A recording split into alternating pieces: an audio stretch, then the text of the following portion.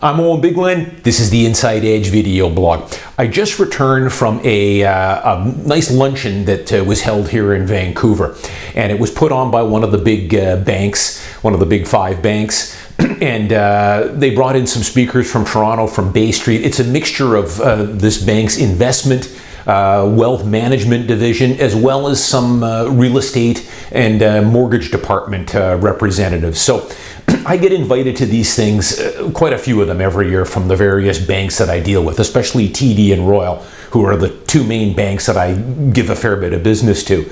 I don't show up to too many of these, but hey, it's the dog days of summer here. I had a little bit of time.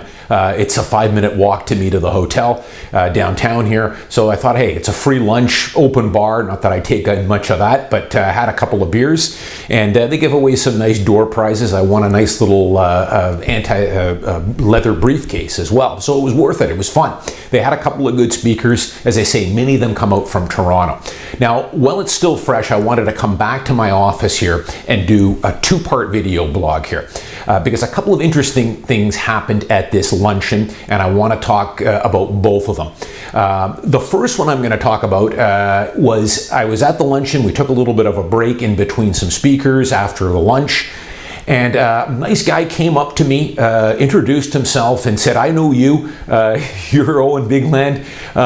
I've been following your YouTube blog, and I bought your book last month and really enjoyed it." And I thanked him for it. Got talking a little bit, and he told me that he's from Toronto. He's out here for a couple of days with the bank, and he's in their wealth management division, and but had been following my blogs because his plans are, over the next 18 months to 2 years, is to move out to the West Coast here, to Vancouver. So he's been following my blog and wants to learn a little bit more about the Vancouver real estate market.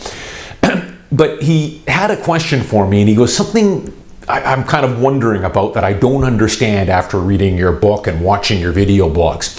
You know, I know you own a fairly large real estate portfolio, investment portfolio, and as I read your book, and you know, I watch your blogs, Owen, and you say that, hey, it wouldn't surprise me if we get a run-of-the-mill, a 10 or 15% correction, which we're overdue for here in Vancouver, or it could even be something more severe, 20 or 25%.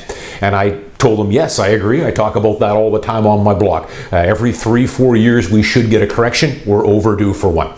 He goes, I don't understand, with a guy like you that has a sizable portfolio, why wouldn't you start selling some of your investment properties when the market is at absolute peak? You say that there's a correction coming. You own a lot of properties. If we do get the run-of-the-mill, the 10 or 15% that you say we're going to get, that's hundreds of thousands of dollars that your portfolio will lose. And he's right. If we get something a little more severe, a 20 or 25% correction, which could happen, it's going to be a lot more than that. So he didn't understand why I wouldn't be tempted to at least take some money off the table. So here is my answer to him, and this is a question that I get a few times, that I've had people email me over the years or comment on my YouTube page, wanting to know, you know, you're up I'm up 3, 4, 5, 6, 700% on many of my properties, because you have to remember, I bought my first investment property over 30 years ago. Still own it today. I paid $52,000 for it. It's a 1-bedroom condo in Richmond. Seems ridiculous now paying $52,000. At the time, it was a lot of money, and it's up, of course, substantially. So here is my answer I gave to this guy. Now, I am not tempted in the least to sell any of my investment properties. And why would I? Here's the reason. Many of these properties I've got a substantial capital gain on that Revenue Canada wants to get their grubby hands on, and eventually they will. Either down the road when I'm in my 60s or 70s or 80s, maybe I'll sell a few or restructure, or I'll pass away and they'll get it out of my estate. But why would you, me selling some of my investment properties now is kind of akin to killing the goose that's laying the golden eggs. The golden eggs are those fat rent checks I'm getting in every month from my tenants. Many of them are free and clear to me because the properties have been paid for, even the ones that I've got mortgages on, I've got a fair bit of positive cash flow coming. It's passive income, which if you've bought my book, you'll know is what the book is all about. It's creating a passive income machine, not having to work day to day for a paycheck, but letting money come in passively. It's really what makes life great when you don't have to get up and work unless you so choose. So by selling investment properties, even when they're at peak prices right now, and there's a good chance it might go down a year or two from now, I'm kind of killing the goose that's laying these golden eggs. I'm going to sell the property, pay Revenue Canada $100,000 or $200,000 capital gains tax bill. So it's kind of taking one step forward and 3/4 of the way back. And then what do I do with the proceeds? Wade into the market and pay peak price for another property, pay the PTT and the acquisition costs.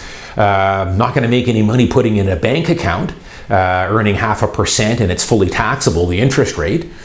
Stock markets, most people would say the stock market, including myself, is getting pretty close to fully valued. We're probably due for a correction there as well. Instead, I just let the properties stay. Leave them be, keep collecting those rent checks, keep having my tenants paying down my mortgage, or if you bought my book, I call it the ghost ship principle. Learn about it, buy my book, and you'll see what I mean. The tenant is paying down all my expenses, my property taxes, my maintenance fees. I'm able to deduct the interest off the mortgage, and they're paying down a good bit of my principal as well. Just let these things ride. Now, I had to tell them, listen, there is a very good chance that next year at this time, if I see you again at this luncheon, maybe we've had a 10% correction. Or it could be something worse. 18 months from now, we could get a 20 or 25% correction in the Vancouver market. And I am down hundreds of thousands of dollars. But I'm not actually losing that money. It's just on paper. It wouldn't be realized unless I actually sold the property. So it doesn't mean anything to me. I don't lose sleep over this kind of thing. What I told them was, yes, there's a very good likelihood that a year or 18 months or 2 years from now, for sure, we're due for a correction. My portfolio, my investment portfolio might be down $200,000 or $300,000 or $400,000. But what I can tell them is that I know for certain that another 15 years or 20 years down the road, my portfolio is going to be worth far more than what it is today. And I could care less about what the market does in the short term. That's how investors think. They think long term. Speculators, people that want to get cute and time the market and get in and get out, it's a mug's game, folks. They worry about the short-term fluctuations, but I'm not one of them, and I don't care what the market does in the short term. I'm only concerned about what my portfolio, whether it's my real estate holdings or my stock portfolio, is going to be worth 10, 15, 20, 30 years down the road. I'm still in the accumulation stages of my business. Maybe when I get into my 70s or 80s, then I might consider selling a property, an investment property. Now keep in mind here, we're talking about investment properties. You know, there are lots of good reasons to sell a principal residence. You know, you want to move up, get into a bigger place, you want to downsize. You know, there's lots of good reasons. There's also lots of good reasons to sell an investment property. Maybe you're getting into your late 70s or 80s. You've got a portfolio of 10 properties. It's getting too much work to handle and you want to start divesting yourself of some of it. Sure, now might be a good time to sell. The market's peak. You've ridden these properties up for the last 20 or 30 years. But don't think small ball. I talk a lot about it in my book. Buying an investment property and selling it in 5 years and taking a $70,000 or $80,000 gain is like playing one inning in a 9-inning baseball game. Now, on a little side note, I had to laugh. As people know, the Globe and Mail does a lot of profiles on me in their Done Deal section, which comes out on Saturdays. And they had a couple of my recent sales that were in the Globe and Mail last month. Now, I saw one a couple of weeks ago entitled, it was about an investor who had sold an investment property, and the title was Savvy Investor Cashes Out. And it went on. Now, I don't know the whole situation with this guy. For all we know, he might have had a medical emergency or he lost his job and needed to sell this investment property. But according to the article, he was a savvy investor, thought that the market had peaked and he was going to get cute, sell the property, and then maybe buy back in a couple more years or whenever the market corrects. Now, to call this guy savvy is a little premature. In my opinion, it's early in the game. Judgment Day won't be for another 10, 15, 20, 30 years down the road. Now, he might be savvy if we look at it 2 years from now. Maybe the market takes a 10% correction. He sold at 500 and the property's now worth 470. Looks pretty good. But I'm willing to bet dollars to donuts that in 30 years from now or 25 years from now, that property he sold for $400,000 is worth far, far more. And he'll be kicking himself for selling it too early, simply based on the fact that he wanted to cash in, get cute, play it smart, time the market, and then buy back in later. Now, I've done lots of blogs in the past about timing markets and why it is very difficult to time a market. People will sell, wait for the market to go down. Even when the market starts to go down, it's never the right time to pull the trigger. They think it's down 10%, oh, it's still going down, it's got another 10 or 15% more to go. To get back into the market is much more difficult than people ever realize. And I've seen it firsthand over the last 30 years in my business. Why even play that game? Hold your properties, collect the cash flows, think long term. Getting cute or savvy, trying to sell a property because you think the market's going to crash in 6 months and then trying to buy back in sounds good on paper. Very, very difficult to do. Almost impossible to do. And I go back to some of my blogs I was doing years ago. I told you some stories about people.